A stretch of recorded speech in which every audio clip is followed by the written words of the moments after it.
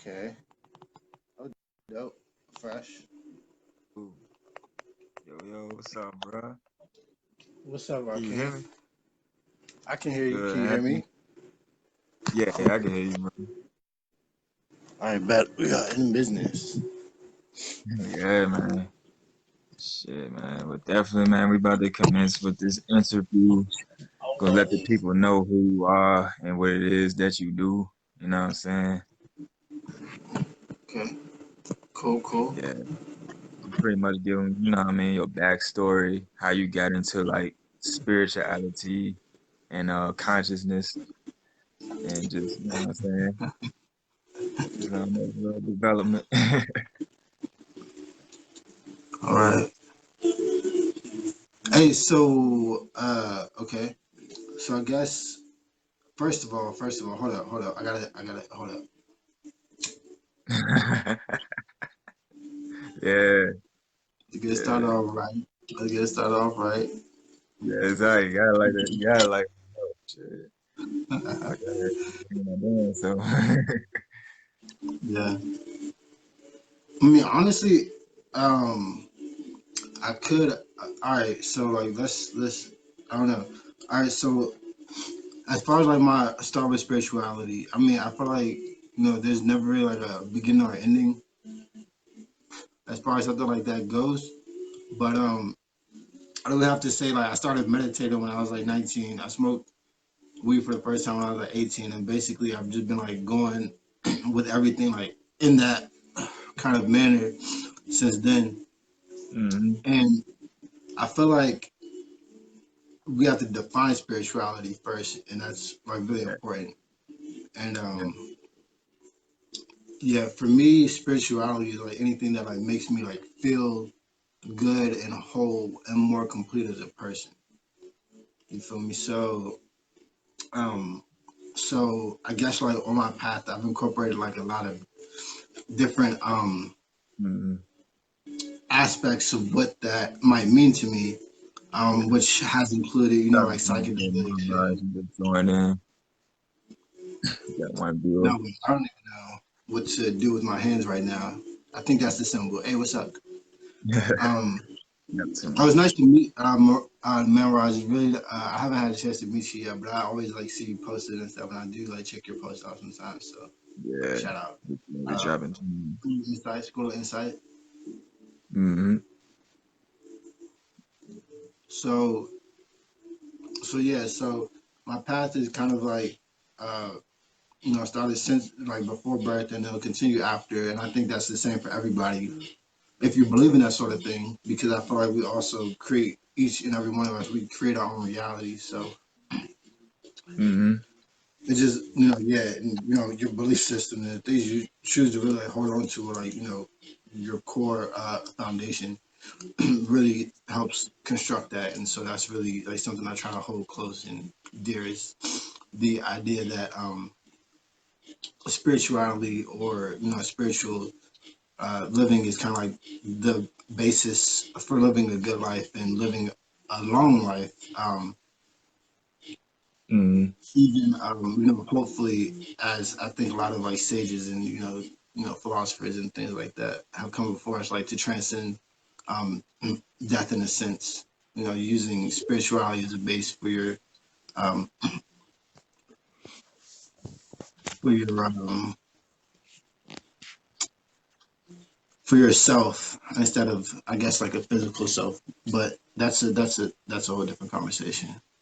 Yeah. It's kind of weird. I feel like, guys, I'm really nervous because like this is my first interview, and I've been really wanting to do this for quite some time. With our team, Hey, so ain't nothing to be nervous about, fam. Shit, it's just niggas chopping it up for real, man. That's what school inside is. You know what I'm cool. saying? Shit. You know how niggas So get down. yeah, so I was also here to talk about a little bit about my book, and I'll go over Yeah, the topic. yeah. Yeah, Yeah. definitely let them know about that shit, bro. That's what it's for. Okay. All right. Cool. So I have the book is called Spiritual Synthesis. It's on Amazon. I had some copies. Um, and they're no longer with us. Let's say that. They're Mm. gone. Um, Oh shit. yeah, the What? information is really like is really deep. We'll go into it now. So it's laid out in 13 chapters. The first chapter, of course, is where I started with my whole kind of inner inner exploration of of uh, let's say phenomenal sensation. Mm-hmm. The first chapter is meditation. It basically like goes over simple techniques, postures for sitting, like lotus, and half lotus, and uh, you know laying down and reclining. Those are like the four kind of or five main aspects that I've gone over because those are the ones I experimented with when I was getting really deep into meditation. Actually, the uh, let's say like the cross-legged, the lotus position was like the one that I experimented or worked with the most because I felt like I realized that if you could meditate like sitting up and let's say maybe even in a uncomfortable state because that can be uncomfortable sitting like that for long periods of time, then you can ultimately train your mind if you can achieve a sense of like calmness and then even astral projection. I will say truthfully, I've not astral projected from a seated lotus position. You Mm-hmm. feel me? I've never done that. And like I have done it Like within laying like down. 5 minutes. Like, huh? Like laying down, like projected laying Laying down. down, yeah. I've also used a pillow, like propped it up against the wall and sat like just sat my back up against the wall and done that. Um, Okay. yeah, I also go over that in the book, like using something to support your back, like to lean up against or a cushion while you're meditating, because that really helps alleviate the stress. Like the lotus position helps bring awareness, attentive awareness to the Mm-hmm. practice, so that you don't fall asleep and you have that kind of ritual to your practice. Mm-hmm. Actually, the first quote in the book is sleep is unconscious meditation. Meditation is conscious sleep. That's the first Yeah. quote in the book. I think That's that's good. one of the really big things about being able to reach these altered states of consciousness without like I would say drugs or psychedelics or any shamanistic tools is being Yeah. able to straddle that line between sleep and wakefulness, and that's what I feel like. That's why we see like Buddhist monks doing that because they're trying to get their mind to go to sleep, but they want to keep their body awake, and that position keeps your body awake. So it's just Mm-hmm. after that, if you can master that position and get comfortable, then really it's just a matter of time. You really want to fall asleep, and really, honestly, it's just a matter of time. You just have to sit there. That's all it is. Just sitting there and be like, don't fall asleep. And if you Mm-hmm. do that for like 10, 12, the longest I've ever meditated for, I would say like in that um, specific position would be maybe 2, 3. I would say like 4 or 5. I would say the highest, like if I were to like throw a number out there, would be 6 hours. But comfortably, I would say like 2 or 3 hours, like 2 hours, like comfortably, I would say two. Oh, But I all would right. do that. Yeah, I would do that like 2 or 3 times a day at one point. You feel me? Like 4 or 5 times a day.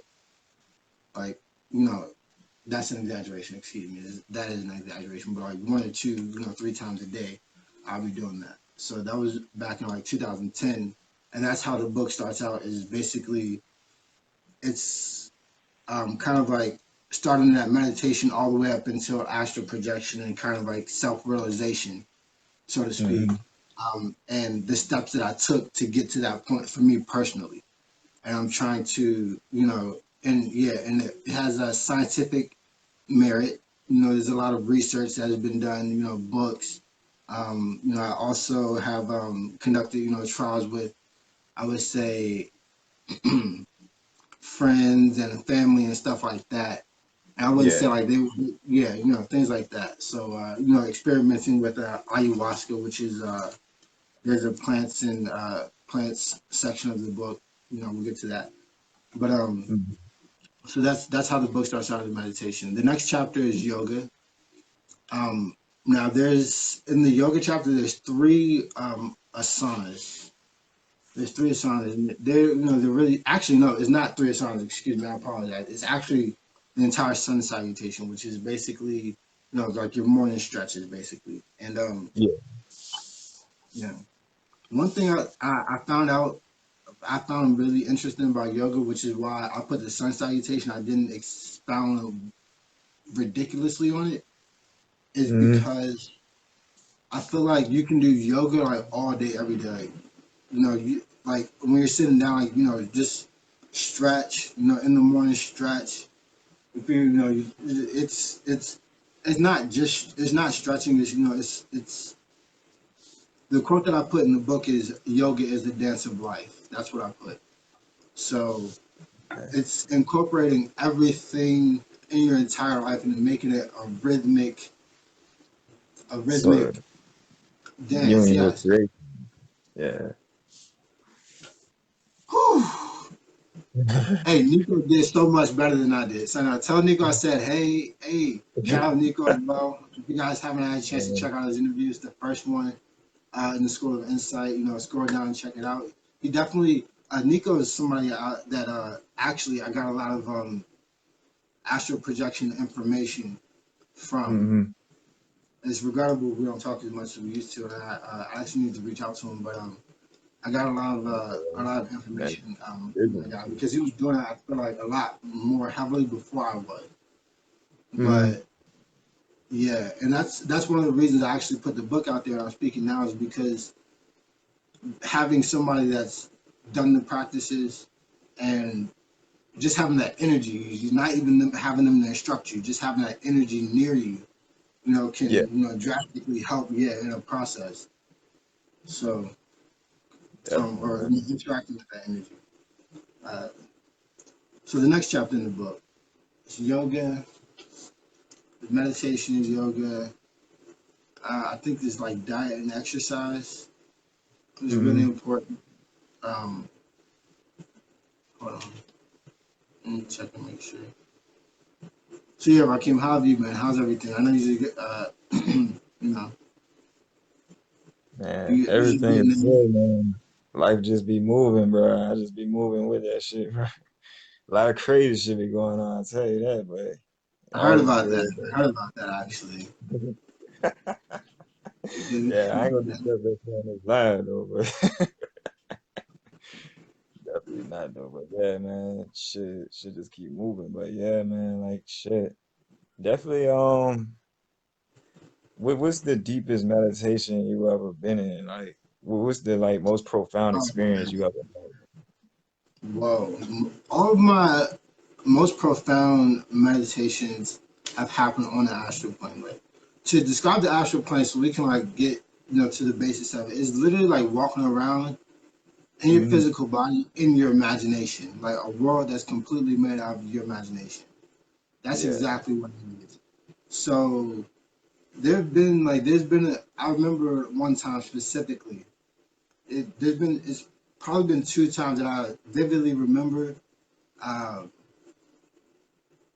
meditating in a dream, like sitting down and like, all right, I'm gonna meditate, on the astral plane, and and really what happened is like what I experienced was total and complete serenity the second that I closed my eyes. Like that space that I'm sure you've experienced that space, or I'm sure that some people have experienced the space where when you're meditating, you get like so deep that you're basically just like floating in space, like a void of Hmm.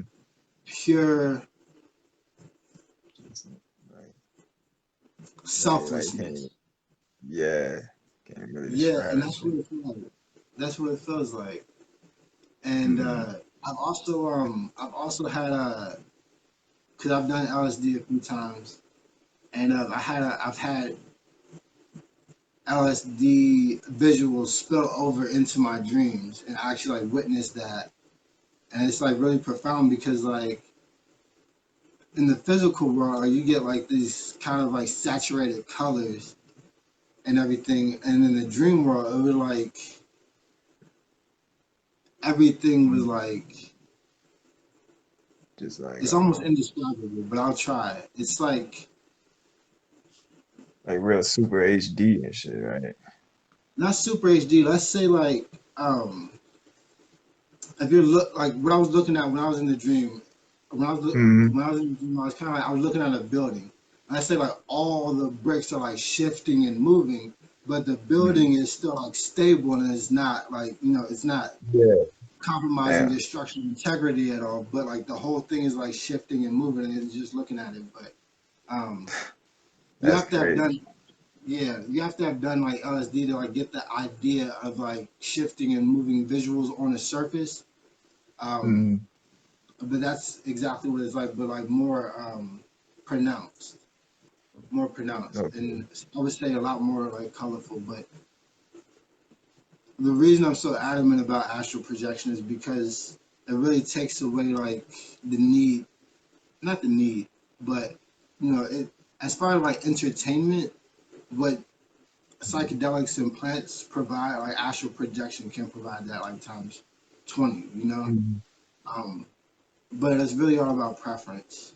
All life is 100%, 100 and I would say it's possible to have 1,000% infinite Yeah. percentage of preference. It's all about preference. So that's what I just Mm-hmm. gravitated towards it. I really liked it, and I definitely am planning to continue to explore astral travel. Mm-hmm. Um, I'm just looking for a catalyst to kind of uh, share the experience with others without having to go through the months of training that I went through. Um, Yeah. or at least help to give them like to give people kind of like a tool that will kind of like get them over any disbelief that they might have about their ability to Yeah. have this experience. Yeah, and what Yeah. I've come up with is yeah, but that's a conversation for another day. I'm still trying to. I'm pulling up this the book on Amazon right now because I really want to share this. Bet. Shit, man. So like, how many like can you, if you could count like how many times have you astral projected? I was okay. So the first time I had an astral projection was actually like October. It's 2008, 2012. It was like 2013 actually. So it's been Mm-hmm. 5 years. I had on average when I first started astral projection, I had on average I would say one every 2 weeks for a year. Let's say that. Like that's a fair number. And I Damn, say that's I crazy. mean, yeah, let's say for like 2 years. But that's a fair number. But Mm-hmm. again, like I would have two or three astral projections in a night. Like I would leave Mm-hmm. out, like, let's say like leave out from my body, have an out of body experience, leave out, go travel around, and let's say I would meet, like I would like usually like there's like a lot of women sometimes, so I would like meet a female or something, and then I would like get distracted and end up losing my concentration and end up back in my body. And then Mm-hmm. what I would do then is remain like completely calm, just be like, all right, cool, don't move, because that's basically the state that I find myself in. I was like, all right, just relax, and it would happen again. Maybe I go to sleep for an hour, and then an hour later it would happen again. And sometimes I would get like somebody would tug on my leg, which is really interesting. I've really been trying to get behind that sensation and figure out what that is. But like sometimes like actually this didn't start happening until like about I would say maybe like 6 months to like a year after I first started astral projecting.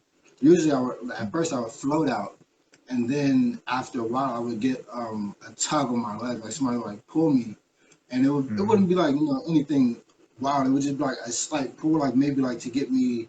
Like let's say I'm laying in bed, they would pull my foot like maybe like a foot, like maybe like a foot down from my body, and it would just like separate me. and Mm-hmm. it would basically be like a spirit like pulling my astral body out, and then Yeah. they were like, "Oh, you're out," and I was like, "All right, bet, thanks." Like that helped because floating out, it takes Mm-hmm. a little longer because you have to remain really still and really quiet for your sort of like float out. But Mm-hmm. that might take maybe 30 seconds, whereas this person like helping me might take like 10, to 20 seconds, and that 10-second difference makes a hell of a fucking lot, a lot, like a lot. Sweet. Okay, Shit. so all right, excuse me, I apologize. I didn't mean to I'm interrupt. not straight, man. Shit. I was gonna ask you too, like, have you ever accessed the Akashic records in the astral plane? That's interesting. Okay, my take on the Akashic records is this. I feel like the Akashic records, or the way I first came upon the idea, actually Mm-hmm. was around the time that we first met. Maybe it was around that time. It was definitely around that time. So the idea is that the Akashic records is this library. It could be a library, and I would say just as far as like a library is concerned, the definition I'm referring to is a place with a wealth of information, knowledge, and wisdom, or at least information, right? Yeah. And yes, the astral plane has information, and yes, you can kind of glean information about the physical world from the astral plane, but you can Mm-hmm. also glean information in the present time in the same way. It depends on like what your intention is. I think if you're speaking of going into different dimensions as such as the astral plane and the causal plane and the higher spiritual planes, um like how you want to use that information. But yeah, like short answer, yes. But I believe that all of reality for me is the Akashic records because all of it contains information that I need in order to function and move on to the next step. Mm-hmm. So yeah. Word. Yeah, I like that. I like that interpretation. Very much so. That shit makes a lot of sense. Yeah. So I mean, I also want to ask too, like, do you feel that mindfulness can aid or is pretty much like helpful to astral projection, like maintaining mindfulness? of course. I believe so, yes. I believe Word. so. The thing with mindfulness and the way it applies to astral projection, uh, as far as not only having well, yes, of course.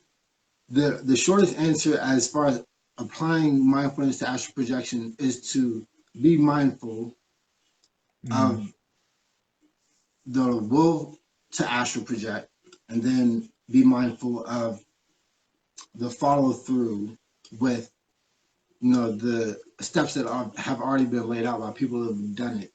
And mindful of the actual application of those methods and mindful of the practice. Like that's mindfulness in astral projection. That's a specific application of mindfulness to astral projection. Um, Absolutely. yeah, a more I guess a situational approach to having it would be I guess if like if you're laying in bed, you want to like apply mindfulness to in order Mm-hmm. to induce the astral projection. What you really want to do is just like be it's hard to say be mindful because the mind has its own kind of it has its own mind. Like Yeah, we have to exactly. yeah. That's really why like I really get into shamanism and plants because it has a lot to do with biology and chemistry and I feel like that's having plants like mugwort that's a plant that's talked about in the book and that has thujon in it. Thujon is kind of like that's what's in absinthe. So that's why I say like it helps like give it a psychedelic like feel. But anyways, what it does really Mm-hmm. is what it does is brings alertness and attentiveness to the mind. which I don't know exactly how it does this, but the chemical basis of it, um, that's I'm sorry, I can't like get really into it because I don't want to embarrass myself. So What you um, mean, bro? but no, okay, so mugwort has stewjoint in it, wormwood has stewjoint in it, and they use that as an astral projection kind of thing because it brings attentiveness to the mind, right? And Mm, it might enhance REM sleep. But the way I think of it is, let's say you're meditating and like you're falling asleep, but you have like this little kind of a chemical component or like a helper like in your brain that's like helping you like stay awake.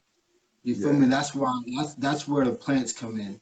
That's where like you can you have kind of like a friend or a helper or somebody on your team to say like this is my intention, and you have something to kind of back you up on that intention.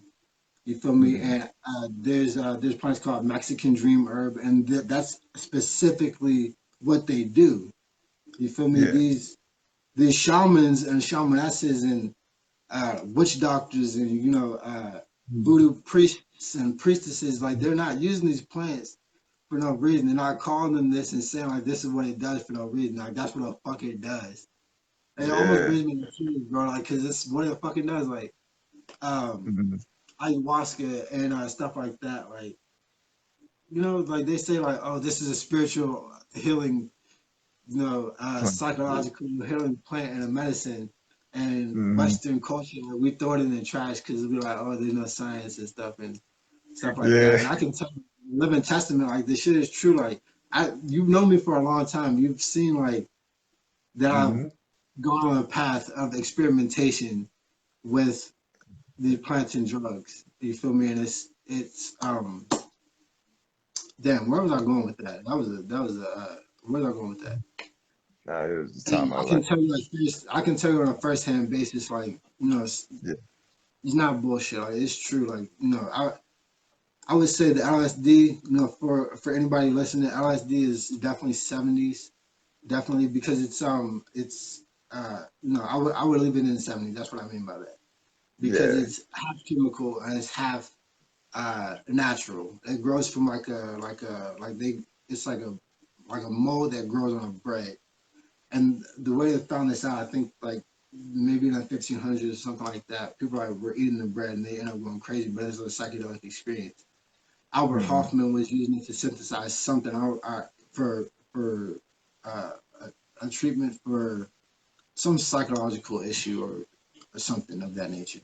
Um, and hey, so yeah, so my, so the point, yeah, I'm sorry. yeah, The point is that it's, he asking you a question right now. He want to know how you feel about Kush and dreaming because he said you gotta have a lot of willpower to remember your dreams if you smoke hella weed and shit.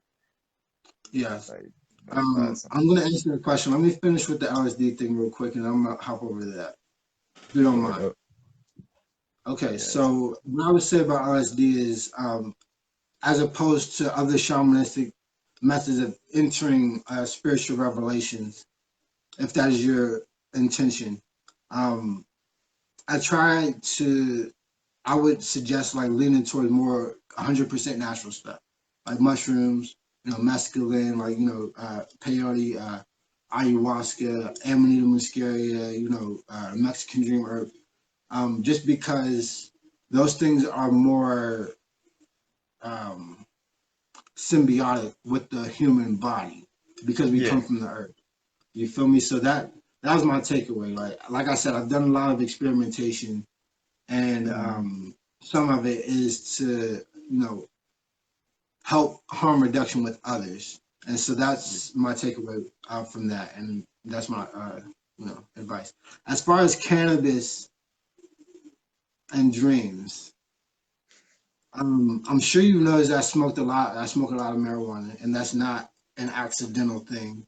That's actually to help me keep me from astral projecting and dreaming, right? Not to keep me. Actually, it's not to keep me from astral projecting and dreaming. It's to keep me from remembering my dreams and my astral projection right now. You feel Mm-hmm. me? Because the thing about marijuana and dreaming is you're going to dream most likely. 99% of the time you're going to dream. That's been my experience. Absolutely.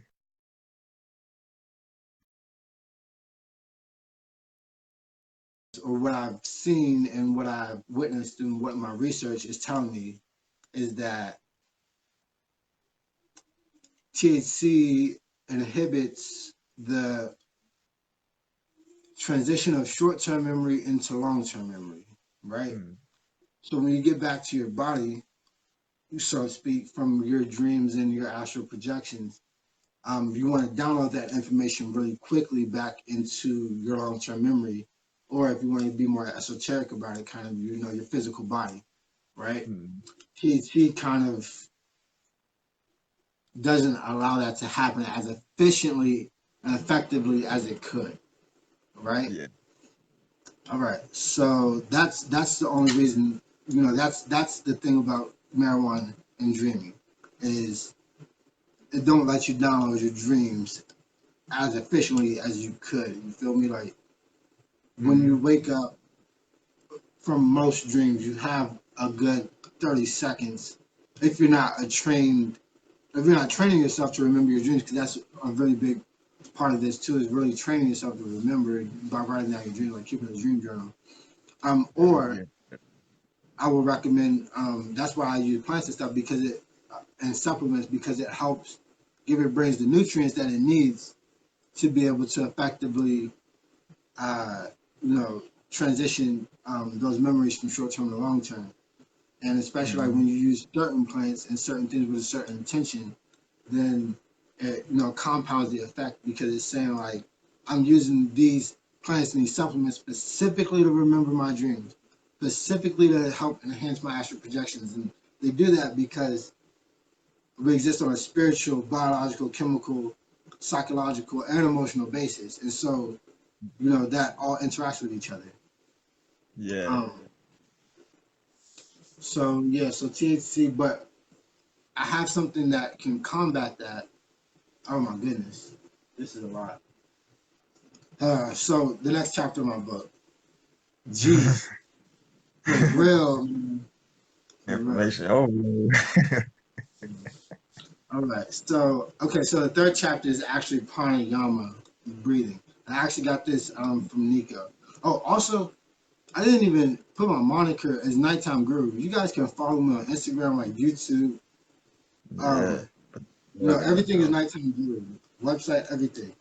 Uh, if you really want to like find everything, like as far as uh, all this information and my trying to get in contact with me or whatever easily, just type in Nighttime Guru on Google. Anything that pops up, contact me through there. Phone number, anything, email, YouTube, Twitter, anything like, I'm available. I'm not 100% available, but I'm making myself available. I hope you guys Yeah. really enjoy it. Um, so pranayama breathing. Pranayama really helps with like getting the energy centers like flowing in the body. As far as like it really helps with just like centering the mind. Like it really, really, really helps like a good 20, 30 minutes of like breathing and doing like long deep breaths and like eventually um I'm sure you've experienced this. I'm sure you've experienced this, Rakeem.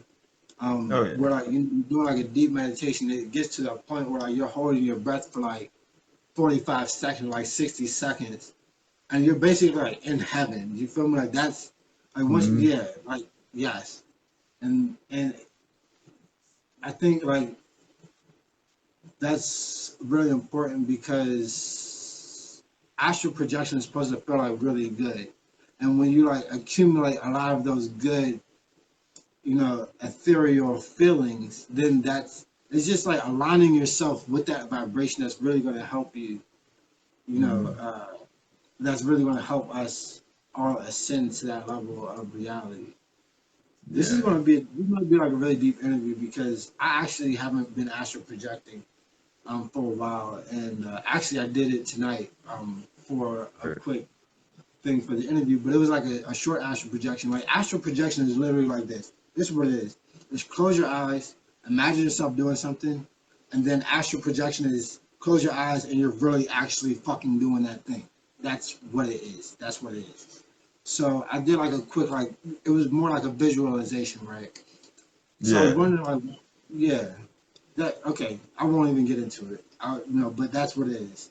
That's exactly what it is. That's exactly what the fuck it is. It's close your eyes, imagine yourself doing something, but you're actually doing it. And I've actually had astral projections where I was laying down and I closed my eyes and I opened my eyes. And this is like a fucking 3 second moment. And I was somewhere else and I was like, holy shit, it happened that fast. Like, Mm. because usually sometimes I float out of my body. That's usually how it happens.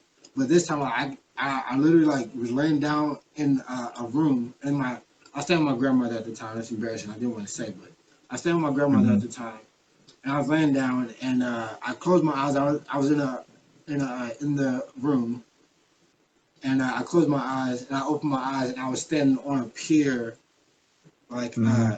in a parking garage actually overlooking a pier. I'm like, what the fuck? Like, dope. And then I'm thinking like, oh, I need to like, I want to explore this place, and I don't want to explore this parking garage. The pier looks like it's populated. When I actually project, I would like to interact with um, entities like that are animated. Because I would say like, you can probably talk to an inanimate object, and it might have some form of intelligent thought. Yeah. Not to say that I've done that. I've never done that, but I'm saying it could happen. But I Mm-hmm. really like to interact with animate, entities that have intelligent thought when I'm on an astral plane, just to figure out like, can I glean some information about our circumstances as human beings, or can I get some insight uh, into my current situation, or can I bring back some knowledge that we don't have on a physical plane? Kind of like just like a sneaky like way to Yeah. beat Get. the Matrix and made like a quick million, like, oh my god, like this entity from another dimension told me like, this, to invent this or like to do this, and Yeah. and I made $1 billion or something like that, So I do go and try to talk to as many like human beings and stuff like that as possible when I'm on an astral plane and other entities. I've seen like other entities, but I try to block that out of my experience because it can be traumatizing, like seeing an actual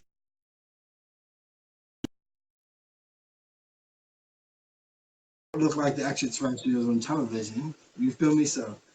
Uh, so anyways, because I've met, I've had like dreams that were like you'll have like dreams that are like right on the border of lucidity, where you're like, I think I'm awake, but I can't tell if I'm awake or not. And I've met like children of mine. I felt like that was my intuitive feeling that they were my Mm-hmm. children, and they were part extraterrestrial, and they had kind of like an amphibious look about them. They were humanoid, but they had like an amphibious look about them, and it kind of freaked me out. So I haven't really been running into many Entities and shit. Damn, that's interesting. amphibians, since that experience. But I'm looking forward to doing so. But I'm taking my Mm. time with that. I'm 26. I've been heavily astral traveling since I was, 20, like 21, 22, and experimenting with psychedelics and traveling and doing yoga. So it's been, Well, um, hell, no. it's been, it's been a very Yeah. interesting experience. And I wanted to continue. I just want to kind of, reel the reins in and get a solid foundation on the things that I've already implemented before, moving on to new things or even trying to. I can't even explain how you feel Yeah. about cushion dream. You got Yeah. some real Yeah. power. Same type of dream. Sorry, yeah. So yeah, like man, Raj, I apologize, man. I'm sitting over here by two my own horn. I'm just like really excited about this, but man, Raj, okay, so cushion dreams, like I said. Oh, that's what I was really trying to get back to. Cool, thank you. Um, okay, so the kind of anti or the solution for cannabis and wanting to implement that in your practice and also have lucid dreams and astral projections, or at least have an increased dream recall so you can build upon that foundation to have lucid dreams and astral projection. There's a supplement. It's called galantamine. It's an extract from a plant, right? And it's really interesting because it was mentioned in Odysseus. Um, he apparently I haven't read it, but I keep hearing the story, and I'm trying to recollect it as clearly as possible. So what the story is that Odysseus and his men, they become trapped on this island, right? And Mm-hmm. Odysseus and his men are like turned into pigs. I believe it is the way the story goes. And he feeds them. He makes it like a tea or some kind of brew from this flower or this plant or this herb, and he feeds it to them. And one of one of the plants that it's um, thought that he fed to his men is called the red spider lily plant, and the extract that comes from this plant is called galantamine. Anyways, he fed them the brew. They remember who they are, and they came back to normal. So the extract is called galantamine, and what galantamine does is it. Okay, there's okay. So let's say so what galantamine does is it stops acetylcholine from breaking down. Mm-hmm. Acetylcholine is associated with memory, right?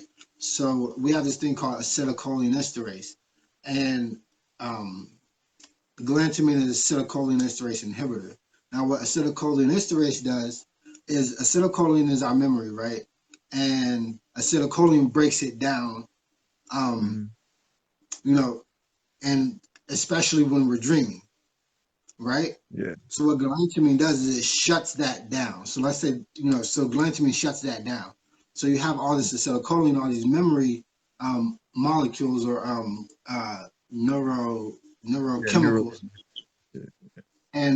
and because the acetylcholine is shut down, acetylcholinesterase is shut down. You have them, and it just builds up, and it builds up, and it builds up, and so now you have all this kind of neurochemical fuel to increase your short-term to long-term memory conversion, right? Mm. And they use this also. This works with people who have Alzheimer's. It helps them, Mm-hmm. convert their short-term and long-term memory. So that's an effective treatment right now for Alzheimer's, right? The interesting thing about it is it also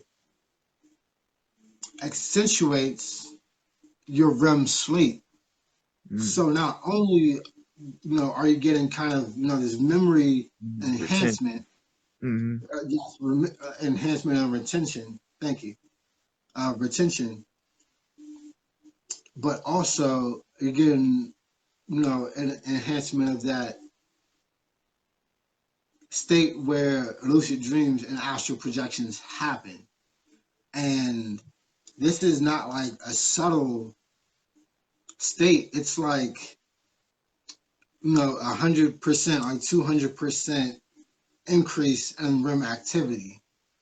Mm. So it's huge. You feel me? And Yeah. I've used it myself. I've used galantamine, and I would say let's. I've used it, and it works. It works. If I want to have an astral projection, I would say I would write down my dreams. I would use this supplement. You know, at 2, 3, maybe like 4 in the morning. Usually we have like our sleep cycle, and you wake up, one time during the night for some random ass reason, once or twice. You might be going to the restroom, you feel me? But you will wake up some random ass time. Usually, you know, I say I sleep 7 nights a week, right? Out of maybe like 3 or 4 of those nights, you'll wake up, and this is I'm saying this because like you want to astral project like 3 or 4 times. Um, Mm. 3 or 4 nights a week. Maybe 7 nights, but it can get overwhelming. But anyways, let's say you wake up in the middle of the night, and for some random ass reason you don't know why, and you're writing down your dreams, or you program your intention. You take this pill. You're gonna. I feel it in about 30 minutes. I actually usually I take the pill and I open it. Because like if you take a pill and it might not dissolve in your stomach, so you might not get the active ingredients. So I usually I will open the pill just to Mm-hmm. make sure I'm not wasting any of my money. right? Yeah. So so the idea is take the pill and usually feel it. And I would feel in about 10, maybe 15 minutes. Peaks in about 45 minutes, and it has a half life of 7 to 8 hours. So um, that means like half of it is going to be out of your system in about 8 hours. If you use the restroom, so it's pretty safe. Um, you might get a headache if you take too much, but that's about it. Um, but Mm-hmm. anyways, I feel it, and what I feel like is kind of like energized sensation. But once you're like going to sleep and doing it, you're kind of like your REM sleep like kicks in like full gear. You kind of like get this Mm-hmm. energized sensation. So you might feel this buzzing all over your body as you begin to astral project, but you're already kind of like in a sleep paralyzed state. If you wait for it to kick in like 10, 15, 20 minutes and you wake up, then and you take this pill, you should be, and you get back in bed, you should be asleep within like 15, 20, 30 minutes. And the pill is like, starting to work and do its magic. And it's enhancing your REM sleep. And then, you're most likely to astral project, have sleep paralysis, or find yourself in a lucid dream if it kicks in while you're in the middle of dreaming, not just starting to dream. Mm-hmm. Um, and at the very least, you will most likely have increased dream recall, more vivid dreams.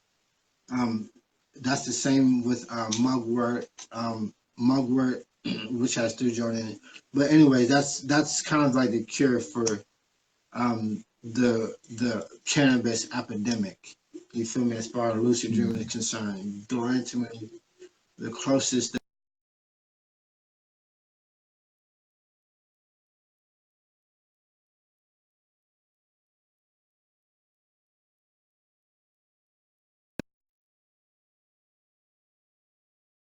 to see if glutamine, acetylcholinesterase inhibition could be the cure, or at least a positive step in the right direction towards keeping THC from affecting our astral projections, dreams, or our recall of either. So, the Right. fourth chapter of the book. Woo! We're getting it. Oh my God, fucking it up, man. Thank you, Rakeem. Oh, hold on. Let me spark this day too. But like I said, Yeah, yeah.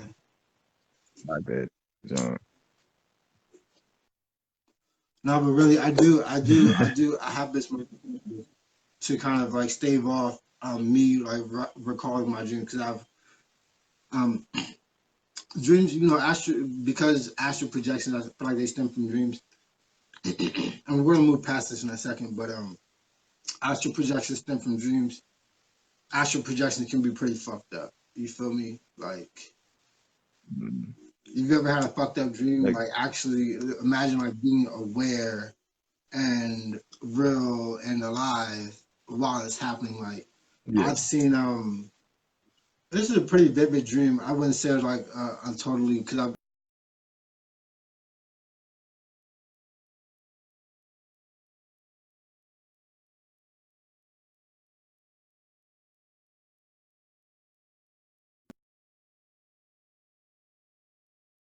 astral projections and lucid dreams have been more or less scenes that I'm comfortable with and that I would imagine myself in if I were having a lucid dream or an astral projection. Um, but there is also a possibility if you don't keep a tight rein on that, you might imagine something in your environment that you might not be totally positive about. Um, yeah, kind of like a bad trip, if you will. yeah, did you ask for? Did you ask? I'm sorry. Did you ask a question? Because I really forgot if you asked me a question. Nah, but I do want to ask you like about sleep paralysis. Like for people that don't know, like is sleep paralysis a more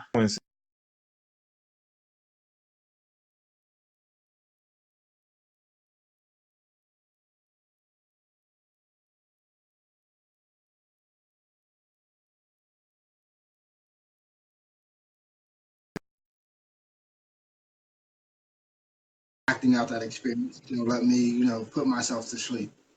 Boom. Straight like that. That's exactly what it is. And when you find yourself like in sleep paralysis in that state, it's basically like your body's like, okay, the mind is still in that state,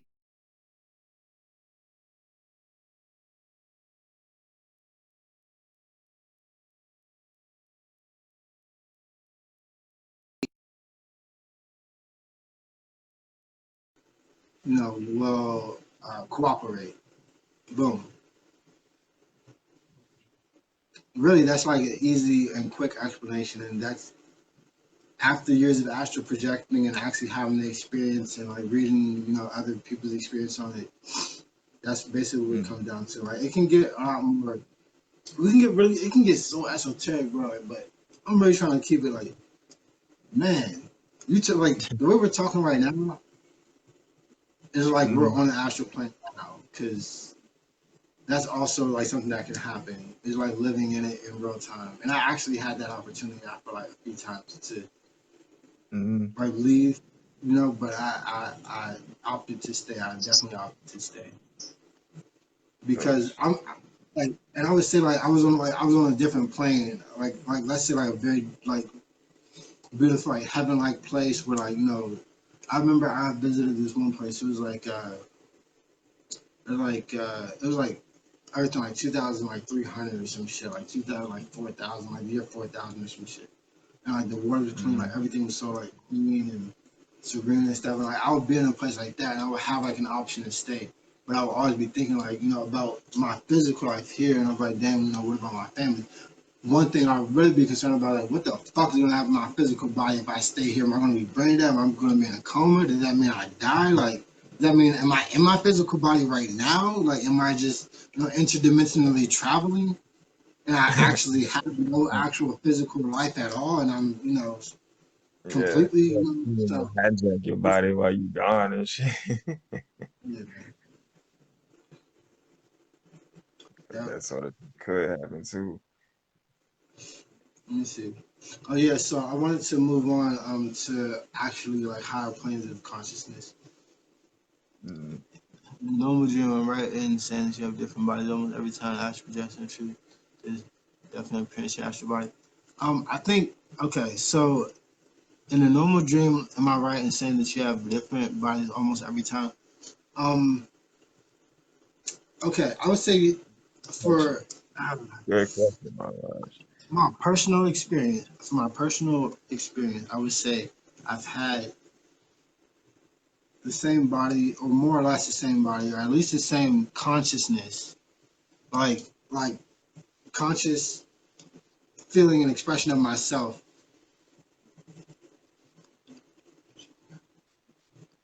Like, is it the same body? Yeah, there is a definite appearance like to your dream body. Yes, it's the same body. It's the same exact body. Yeah, like it's the same body. It's a different consciousness. Like I would say it's the same body. Like, but if you're in a dream, you're more like sleepwalking, and if you're in a lucid dream or an astral projection, you're in the same body, but you're just awake.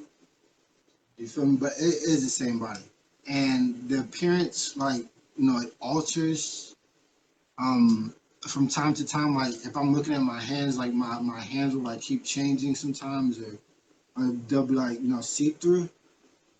But for the most part, it it's the same physical form. It's more like a ghostly aspect, but I could change it if I wanted to. I could change it to like an animal. I can make myself Mm-hmm. bigger, make myself smaller, but for the most part, I'm I spend most of my consciousness as this representation. So that's usually how I represent myself on the astral plane. I would feel like most planes of consciousness as well, and I think other people would do the same. I feel like do you, Rakim? Like, do you experience yourself like in a dream, like usually in the same body, or With most of my dreams, it's more so like it's just a screen of awareness witnessing all the events taking place and shit. Even though like I still be like whatever person I am and shit, that's experiencing or having what scenario occur, but mainly it's just that screen that's projecting. Like it's mainly that simultaneously. I don't really know how to explain that. Yeah. So this is what you okay, man. This is weird because I've been working with you for a while, right? And I feel like what it is like you're interacting with that screen. Like that's what a lucid dream is. Like it's like you get to interrupt that reel and like actually like take it and be like, all right, what do I want to do instead of like let me just watch it. You're like, oh, Yeah. I'm interacting and I'm doing what I want to do. So Mm-hmm. that's what it is. It's like getting off that track, but so yeah, so Right. we're gonna keep moving because I wanna touch on something else that has to do with this topic as well. So chapter Right. 4 of the book, Spiritual Synthesis, Systems for Astral Experience. And I keep harping on. I gotta keep touching back on the book because the name of the book is Spiritual Synthesis, Systems for Astral Experiences. Now it has like floating along, like it feels really fucking good. It's like inhabiting your heaven body. Like it feels so good. Interact with the serotonin receptors in your body, and serotonin in modern science is really thought of to be like kind of like the feel good neurochemical, and so that's what that's why there's like a really big correlation I think between psychedelics as well and like treatments for depression and stuff like that, and why I put it in the book because Mm-hmm. um, stuff like that. It helps you kind of embody that astral feeling, even when you're not on that plane. And I think um, psychedelics also give you kind of that mental um, Spatial, amusement. Huh? like it's more spatial awareness. Like, Yeah, yeah, it does. It does make, it does give a certain kind of like fun to like spatial awareness because like it feels like sometimes when you take psychedelics, actually the last time I took it, it felt like all my atoms like had when you can really get behind your belief system with psychedelics really or that's what mine